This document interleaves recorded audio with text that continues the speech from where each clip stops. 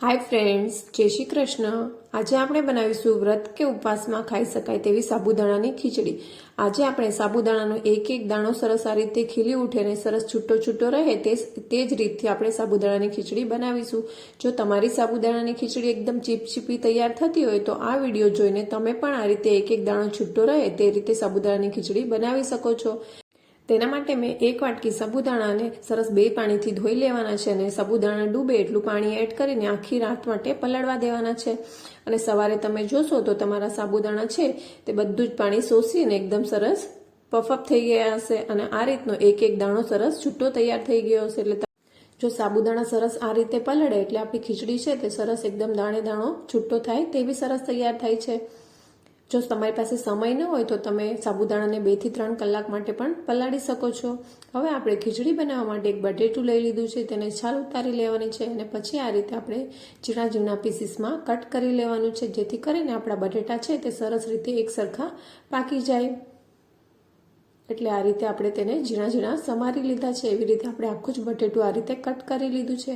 હવે આપણે વઘાર કરવાનો છે ખીચડીનો। તેના માટે એક પેન લઈ લઈશું, તેમાં 1 ટેબલસ્પૂન જેટલું આપણે તેલ લેવાનું છે। તેલ સરસ ગરમ થઈ જાય એટલે અડધી ચમચી આપણે જીરું એડ કરીશું અને એક ઝીણું કટ કરેલું મરચું એડ કરવાનું છે। સરસ સાતળીને કટ કરેલું બટેટું પણ તેમાં એડ કરી દેવાનું છે।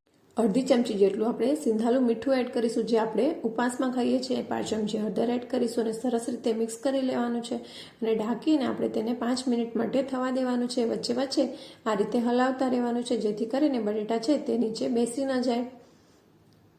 પછી 5 મિનિટ પછી આપણે ચેક કરીએ કે આપણે બટેટા છે તે સરસ પાકી ગયા છે કે નહીં, તો બટેટા પણ છે તે સરસ રીતે પાકી ગયા છે। હવે આપણે તેમાં 1 ચમચી ખાંડ એડ કરવાની છે ગળપણ માટે અને 1 ચમચી આપણે મરી પાવડર એડ કરીશું અને 1 વાટકી જેટલા શિંગદાણાને મેં શેકીને તેને અધકચરા આ રીતે ક્રશ કરી લીધા છે, તે પણ તેમાં એડ કરી દેવાના છે। શિંગદાણાને આ રીતે અધકચરા જ ક્રશ કરવાનું છે, તેનો જે ક્રંચ છે ખીચડીમાં બહુ જ સરસ લાગતો હોય છે। સરસ રીતે બધું મિક્સ કરી અને આપણે ઢાંકીને તેને 5 મિનિટ માટે થવા દેશું।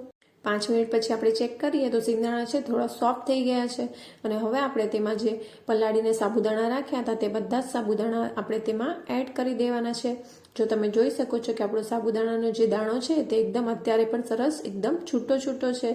જો તમારા સાબુદાણા આ રીતે સરસ રીતે પલળશે તો તમારી સાબુદાણાની ખીચડી છે તે એકદમ છૂટી છૂટી અને દાણો દાણો સરસ ખીલી ઉઠે એવી સરસ તૈયાર થશે। હવે આપણે તેમાં 1 ચમચી જેટલું સાબુદાણાના ભાગનું મીઠું એડ કરવાનું છે અને અડધા લીંબુના રસને મેં નીચવી લીધો છે, તે પણ આપણે તેમાં એડ કરી દઈશું અને બધું સરસ રીતે મિક્સ કરી લેવાનું છે। જો તમારી પાસે સમય ન હોય તો તમે સાબુદાણાને 2 થી 3 કલાક માટે પલાળીને પણ લઈ શકો છો, પણ તેનાથી પણ તમારી ખીચડી સરસ તૈયાર થશે। પણ વધારે સરસ રિઝલ્ટ જોઈતું હોય તો તમારે સાબુદાણાને આ રીતે રાત્રે જ પલાળી દેવાના। હવે આપણે તેને ઢાંકીને 2 મિનિટ માટે થવા દેવાનું છે। 2 મિનિટ પછી આપણે જોઈએ તો એકવાર મિક્સ કરી લેવાનું છે, એટલે સાબુદાણા છે તે થોડા ટ્રાન્સપરન્ટ થવા માંડશે। એવી રીતે આપણે 2 થી 3 વાર આ પ્રોસેસ કરીશું। સરસ રીતે મિક્સ કરી અને પછી તમે ઢાંકીને તેને ફરી 2 મિનિટ માટે થવા દેવાનું છે, એટલે આપણી સાબુદાણાની ખીચડી છે તે સરસ એકદમ દાણો દાણો છૂટો રહે ને એકદમ ટ્રાન્સપરન્ટ સાબુદાણા થઈ જાય ત્યાં સુધી આપણે તેને થવા દઈશું।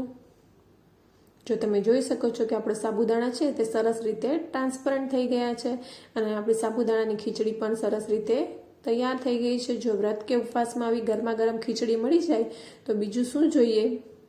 ધાણાથી આપણે તેને ગાર્નિશ કરીશું। તો વ્રત કે ઉપવાસમાં ખાઈ શકાય તેવી ગરમા ગરમ સાબુદાણાની ખીચડી તૈયાર છે। આપણી સાબુદાણાની ખીચડી છે તે એકદમ સરસ દાણે દાણો છૂટો રહે તેવી સરસ એકદમ ખીલી ઉઠી છે। જો તમે આ રીતની ખીચડી ક્યારે ટ્રાય ન કરી હોય તો જરૂરથી ટ્રાય કરજો। તો હવે આપણે ખીચડીનું સર્વિંગ કરી લઈએ। જો તમે જોઈ જ શકતા હશો કે આપણી ખીચડી છે તે કેટલી સરસ એકદમ છૂટી છૂટી તૈયાર થઈ છે। તો તમે પણ આ રીતથી એકવાર સાબુદાણાની ખીચડી જરૂરથી ટ્રાય કરજો। જો તમને આ સાબુદાણાની ખીચડીની રેસીપી ગમી હોય તો વિડીયોને એક લાઇક કરી દેજો અને ચેનલ પર નવા હોય તો ચેનલને સબસ્ક્રાઇબ કરી લેજો। આવા નવા વિડીયો જોવા માટે બાજુમાં આપેલા બેલ આઇકોનને પ્રેસ કરી લેજો, જેથી કરીને નવી રેસીપીના નોટિફિકેશન તમારી પાસે સૌથી પહેલાં પહોંચે। તો તમે પણ આ રીતે છૂટી છૂટી એક એક દાણો સરસ ખીલી ઉઠે તેવી સાબુદાણાની ખીચડી જરૂરથી ટ્રાય કરજો અને રેસીપી ગમે તો તમારા ફ્રેન્ડ્સ અને ફેમિલીમાં તેને શેર પણ કરજો। ફરી મળીશું નવી રેસીપી સાથે નવા વિડીયોમાં। Thanks for watching.